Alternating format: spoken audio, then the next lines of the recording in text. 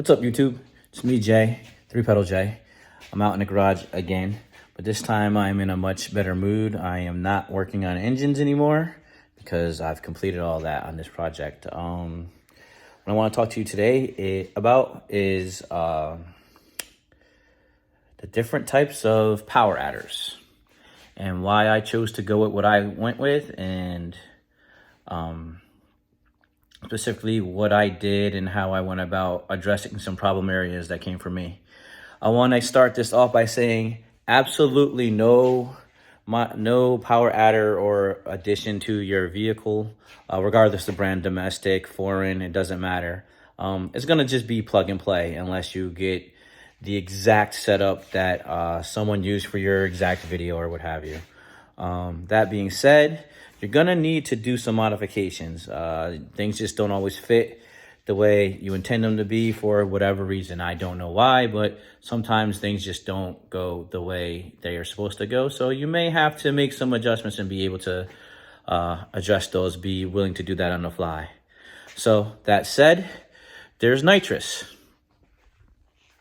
Oftentimes, you'll get a nitrous kit and you bolt it on and fill up the nitrous bottles and think that you're good to go, but many times that's not entirely the whole case. So nitrous. When I first started building my car, I used nitrous. Here are the mini nitrous bottles that I had. And then I ran a Zex kit. And it worked very well for me. The Zex kit worked very well for me. I have no problems with it. I had the jets, I have the nozzles, I had everything you needed to make it work. And I still have that kit. I loaned it out to a friend of mine, but I still have that kit. I may throw it on something else because dollar for horsepower, you can't beat it. You just simply can't beat it. It's there when you need it. You turn the system on, you arm the system, you jet it properly, and pretty much within reason. There's not a whole lot of tuning, and it just works. I was successful in running anywhere from a 35 to 150 horsepower shot, right at 119. It was a good time. It was fun. It hits hard. It's a different feeling leaving on nitrous. I have yet to duplicate that instant feel of torque. It is really good where I'm at today. So then there's superchargers. Now with superchargers, you have centrifugal and you have twin screw, and both of them work extremely well. They're bolt-ons. Doesn't require a whole ton of modifications, but it does require some modifications. Sometimes the brackets don't quite fit the way they're supposed to fit. Sometimes holes don't line up. So those are types of annoying things that happen when you're going with superchargers. But for the most part, a supercharger is a very clean install, and it's less problematic than the route I chose to go, which is turbos. One other problem area with superchargers may be pulley slippage, belt slips, or what have you. So you got to pin the crank, so that's a little bit more involved for the average guy. I would have no problem doing it, and many of you out there watching this channel would have no problem doing it, but the average guy is probably going to pay somebody to do a supercharger install for them. I didn't go supercharger route because there are a million, well, maybe not a million, but there are literally hundreds, if not thousands, of supercharged Gen 3 Hemis out there running great times, and everyone's done it. I consider myself to be a little bit different, so I went a different route. Twin turbo Hellion sleeper kit. And I have the basic tuner kit. I want to show you guys this Hellion kit and some of the things that's going on. So I run a Hellcat throttle body, so I had to use the Chaos Motorsport adapter right here to the Hellcat throttle body right there.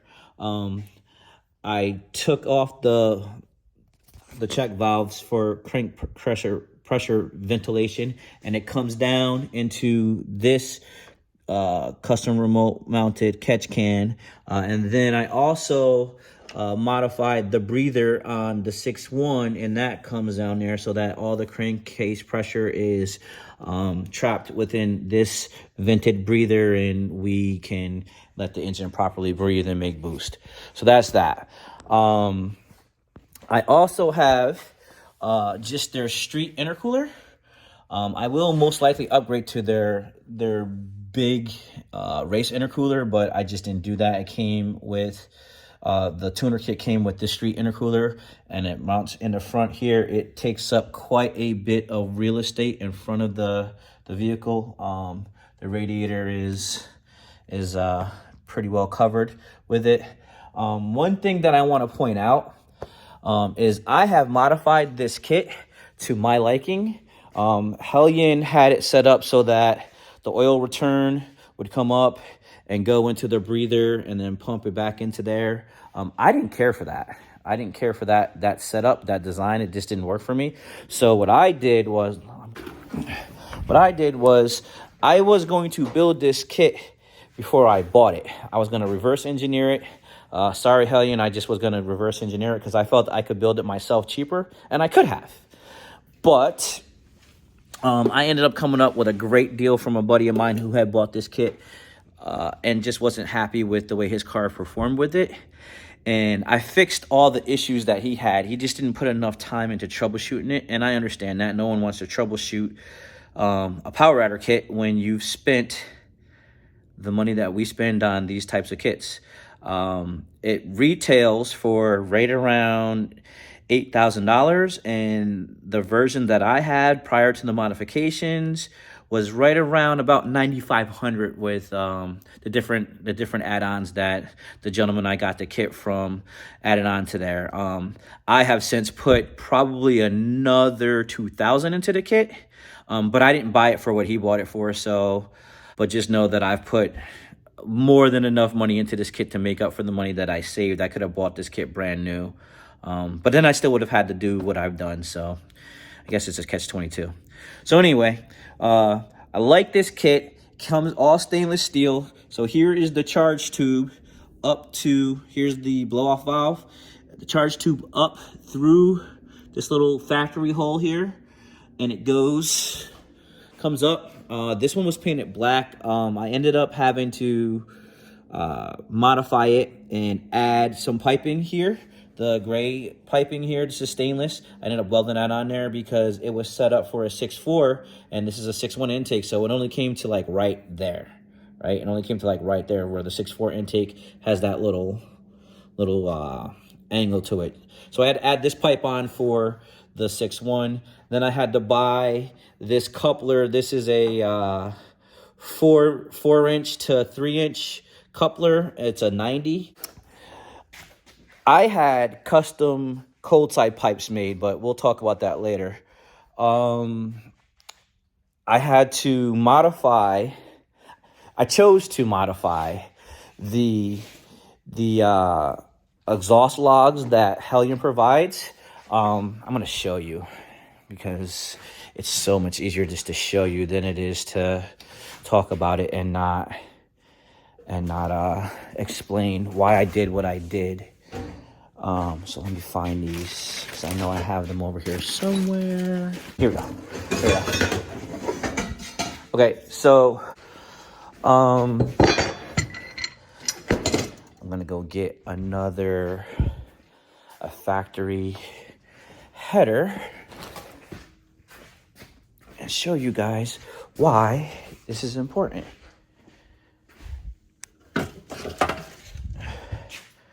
Okay, so to begin with, Hellion has had 2, maybe 3 revisions of this kit. The first one leveraged these factory exhaust manifolds, and it just hung off of, they had a mount that hung off of here.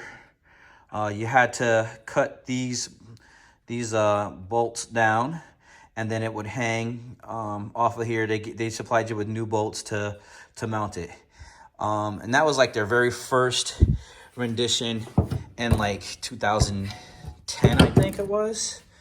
So you didn't have to take and change gaskets. It would just use these D ports because it was factory. So you use your factory exhaust manifolds and your factory gaskets, and it had a great seal and everything would work wonderful. The second rendition, they changed and made their own flange. So here's the flange that Hellion came out with, right? And you can see right here where this gasket material is literally burnt up because this is a circle, right? And our Hemi heads are a D. And I have a set of Hemi heads right here that I can show you. Go figure, Jay has heads everywhere. Hold on. So the factory heads are a D. And these heads, this flange bolts right up, as you can see, but it's not a D, right? And this happens to be the correct side that this came off of, right? So you see how that lines up. So the flange was cut out perfect and lines up fine. All of the holes line up, everything's good. It was machined very well. However, do you see all of this overlap right here? Do you see all of this overlap right here and here and pretty much on every single port?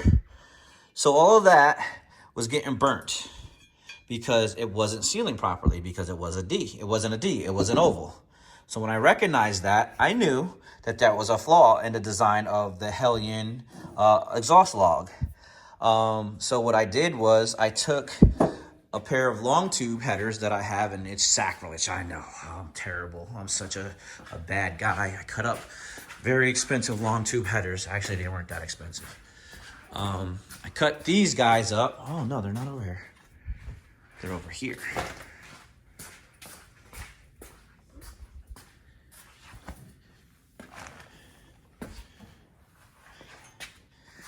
Everything's all over the place in my garage.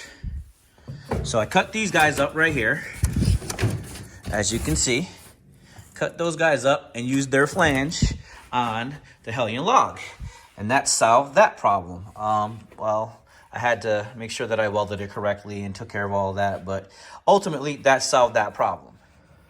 So that solved my problem with the exhaust manifolds or the exhaust logs and the sealing problem. So I wasn't gonna have a sealing problem anymore. But I got everything together, had a few issues with my engine, as I've documented. If you've looked at my series, you've seen the issues with my engine. The major issue was I had the incorrect tone wheel or reluctor wheel for the crank on my 6.4 that I put in my car. I had a 2012 reluctor on it, and it needed a 2013 and newer. The spacing's different. Lots of information on the internet on there. You guys can go look that up and figure that out. Or you can pay attention to some of my old videos and get that information. But ultimately, that was a problem. So I ended up taking it apart. Solved all my issues with tunability, tuning, all the issues that I had, that solved it. Ended up making decent horsepower on the dyno when I went back the second time, but couldn't really control the boost. Had my boost controller wired up or hooked up incorrectly. Ended up addressing that issue, taking it out on a test drive, and I destroyed the heads and damaged 2 pistons because I properly installed my cam phaser. 100% my fault. I know better. I should have done what I was supposed to do. I was trying to be fast in a rush to make a race, and that's a lesson learned to all of you guys out there. Don't rush. Take your time. Races aren't important. Saving money is. So that brings us to where we're at today. Engine's been rebuilt. Engine's in the car. We're going over the Hellion kit. So I want to show you guys what this looks like. So if you look in between the wheel there, you will see some turbos. Hopefully it's showing up. I don't know if it is or if it isn't, but there are the turbos. So in place of the cats, we have the turbos. So I don't have any cats. EPA, you're gonna come get me. I really don't care. It came with these filters. I don't really care for them. I think they're kind of restrictive, so I took those off. It also came with this amazing pump right here. Let's see, hopefully that's showing up. Came with that pump right in there. Let's see, is that pump showing? The pump is right here. I don't know if you guys can see that or not, but there's a belt on the pump. There's a pulley associated with it, a plug. I'll put a picture up of it so that we can get it right. So the pump, there's a line that comes off of the pan, the drain pan, and it comes up to the pump on the feeder side right here. And then it pumps, I have it pumping directly back here into my oil pan. So I had to have my oil pan modified, and I had that done by a professional welder because I can't do TIG welding yet. Here is the oil drain pan. So off of the left turbo comes down into the catch can. Off the right turbo comes down off of the catch can, and then it comes from here in the back, because when you launch, all of the oil is going to go to the back. It comes off this back one, and it comes up to the pump. There's a feed right here. There's a leaking oil right there. There's a feed right above the oil filter, and that feed goes into a T with restrictors, and then it goes into the top as a -4. So that is the Hellion kit. Looks simple, but there is a lot involved. It comes with special down tubes, or I guess they're down pipes, where it replaced the factory ones. So that comes off. It's a 3-inch pipe that comes off, and it follows the same routing as the factory mid pipes, but these ones replace it.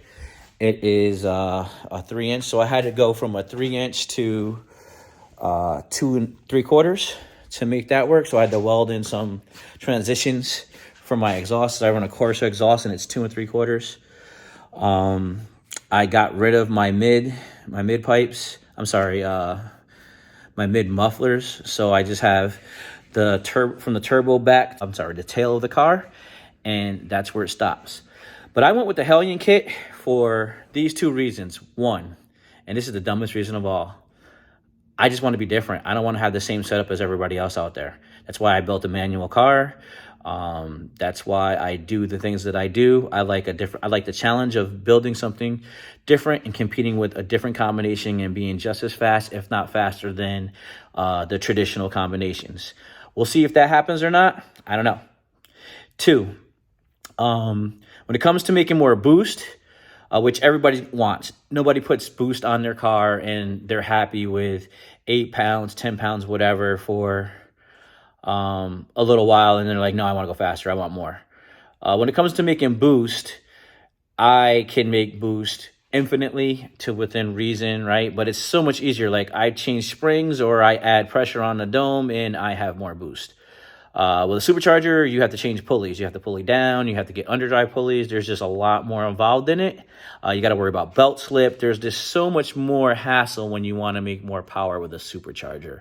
I don't have that problem with turbos. I can control how quickly they spool. I can control turbo ramp, bringing it in, bringing it out based on the boost controller or their ECU that you're using. There's so many more options with a turbo setup that I just think are better. The downside to turbos are cost. Frankly, turbos cost way more than either option, either a supercharger or nitrous, because with a turbo setup, you have to do the exact same thing as a supercharger, meaning you have to upgrade your fuel system. You have to install it. You have to get custom piping some way, somehow. And then you have to factor in the cost of tuning it and dialing it in. if you're not doing that self. As some of you know, I do a lot of the work on my car myself. I do most of the tuning on it myself, but I've partnered with a shop local to me that's helped me out a lot, and I've helped them out. We've exchanged some ideas and favors here and there, and I kind of have tuning handled between myself and this shop. Ultimately, it costs way more up front with a turbo configuration, and I can attest to that. But in the long run, it doesn't cost nearly as much with having different pulleys and going into the labor. I want to change my boost. I either A, go in and put different springs in my gates, or B, I put more dome pressure on top of my gates, and I can control it that way with the Mac valves. So it is infinitely easier to add power to my car as opposed to it is with a supercharger setup. So I really like that option. I really like the fact that I can add power with a keystroke or a quick spring change and just be straight. Another downside to turbos are chasing boost leaks, chasing vacuum leaks, making sure everything is connected correctly, ironing out boost control. All of that stuff takes time and patience, and I have zero of either. So those are the pros and cons of turbos. Those are pros and cons of nitrous. Those are the pros and cons of superchargers. I encourage all of you to go out there and modify your cars, have fun, enjoy them, build them the way you want to build them. Be different, be the same. It doesn't matter. Just go out there and have fun with it. I hope to see you guys out at the tracks that I go to.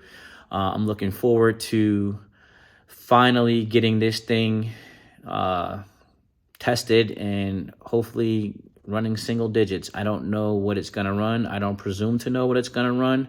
I can tell you that I have spent a lot of time and a lot of money and put a lot of effort into getting this thing situated and ironed out. I hope that it becomes everything that I dreamed it will be. If not, I'll just keep at it until it is. So that's going to do it for this one. I want to say thanks for watching. I want to say thank you to anybody who has been following along from the beginning. I appreciate you. I hope this was helpful. I hope you enjoyed this content. And hopefully next week we'll be testing. Peace.